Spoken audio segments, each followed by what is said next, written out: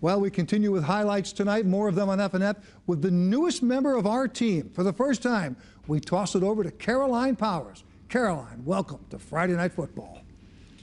Thanks, Joe. I was on the field tonight to see two big CCC matchups. The first one in New Britain as the Golden Hurricanes hosted South Windsor. I had the chance to see Hamden host the Hill House Academics in boys basketball. These two teams met earlier in the year when Hill House gave Hamden their only loss of the season. I expected a big crowd for these two teams. Two powerhouses going head-to-head again. The gym was packed.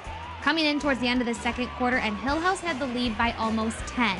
The Hamden student section was out in full force cheering on the Green Dragons as they worked to close the gap, and Jalen Ricks knocks one in for 3. But the shot of the night came from Hill House. 5 seconds left in the second quarter. Devon Warner gets the rebound off the missed Hamden shot. He turns around and throws up a prayer, hitting the shot from beyond half court.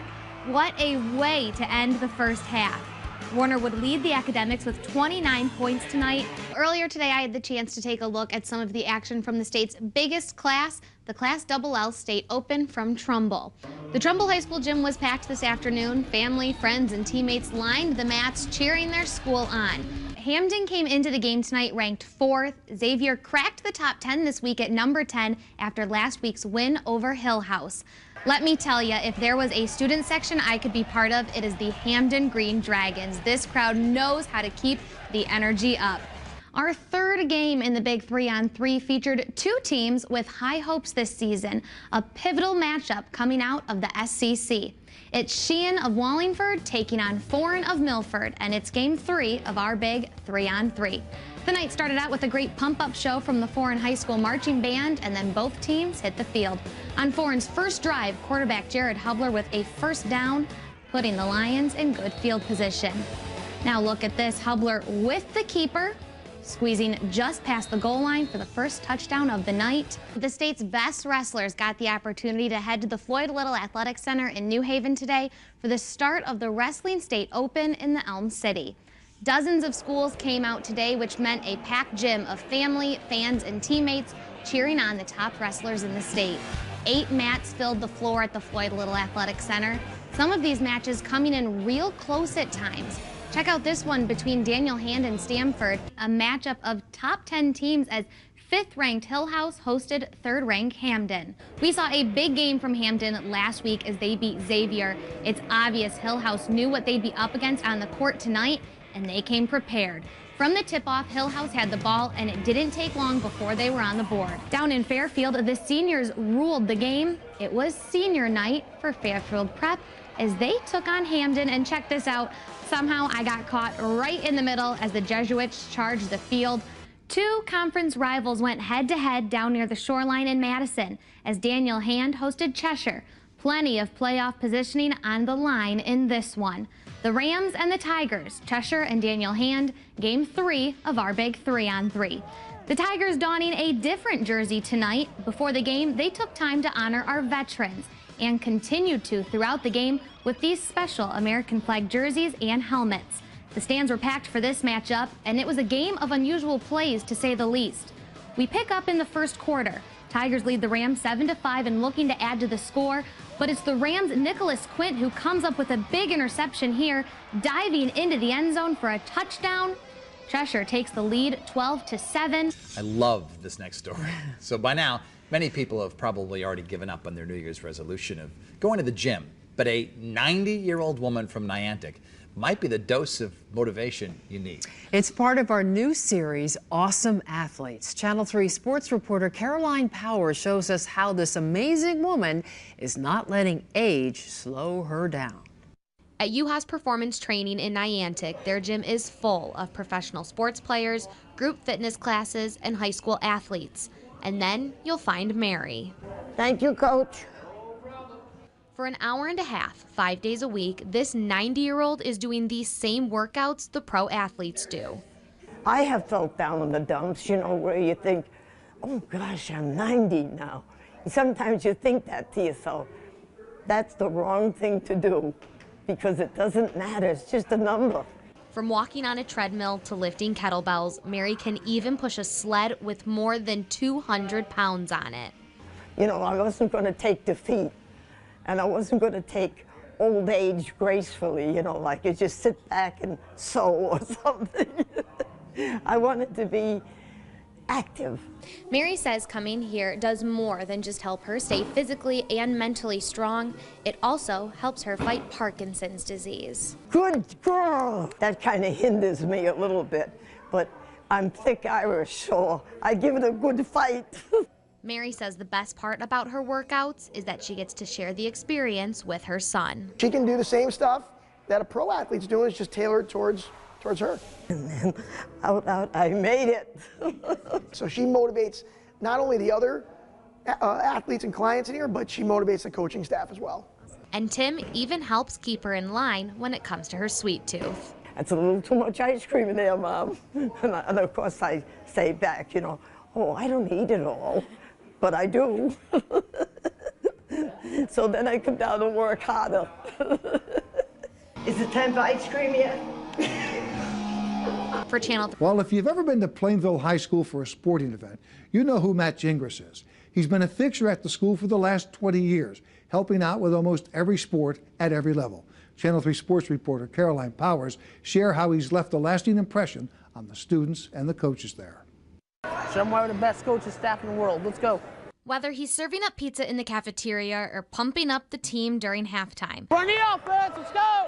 Matt Gingras is a Plainville High School legend. Assistant coach, head manager, you name it, I do it. It's been 19 years since Matt graduated from Plainville High School, but he says this place is home. And that's why you'll find him on the sidelines for every football, basketball, and baseball game. I help out with the offense. Next year I'm going to help out with the defense with football.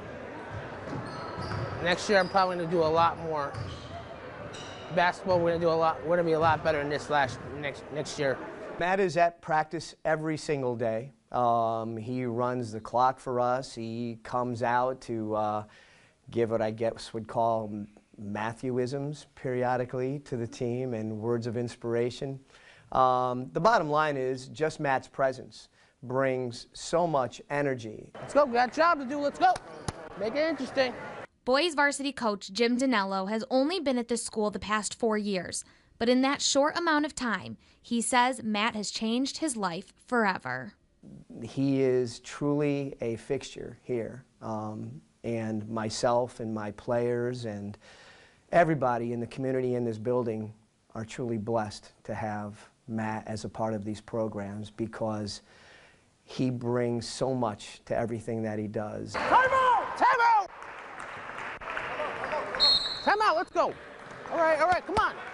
Students say their relationship with Matt is like a brotherhood. He just makes every negative thing turn into a positive situation, no matter what. What he brings to me, like when I'm feeling down or I'm sick or something, he calls me his brother a lot. So like I'm really close with him, so he calls me his brother.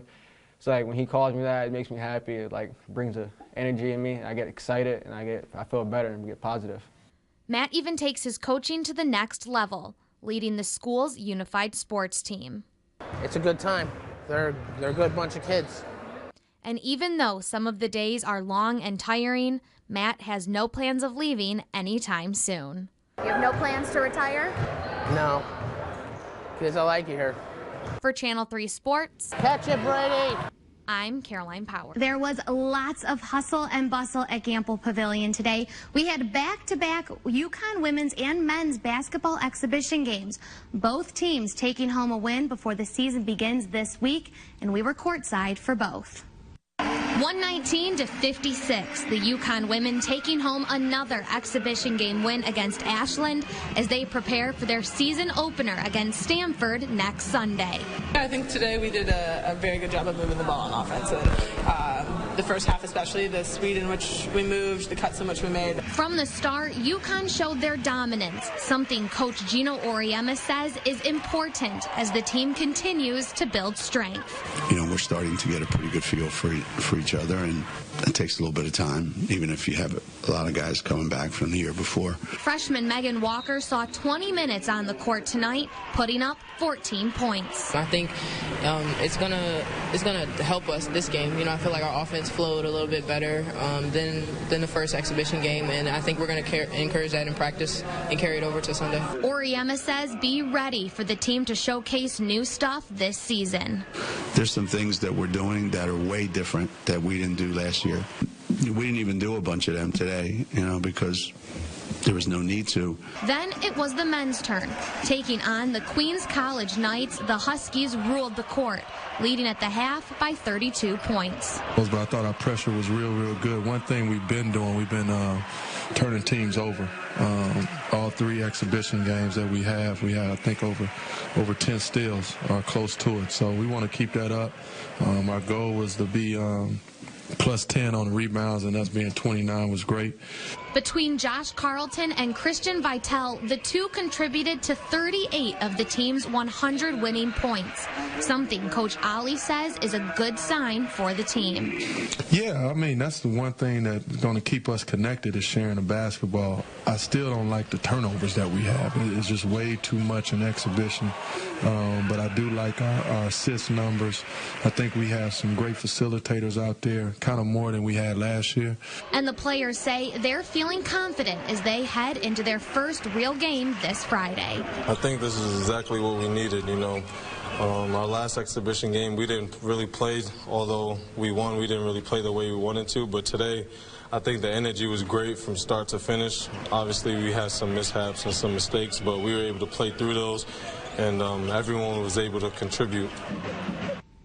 The UConn men's first game is this Friday at Gamble at 7 p.m. against Colgate Raiders. The women play Stanford on Sunday, November 12th at 1:30. I'm Caroline Powers. Joe, back to you.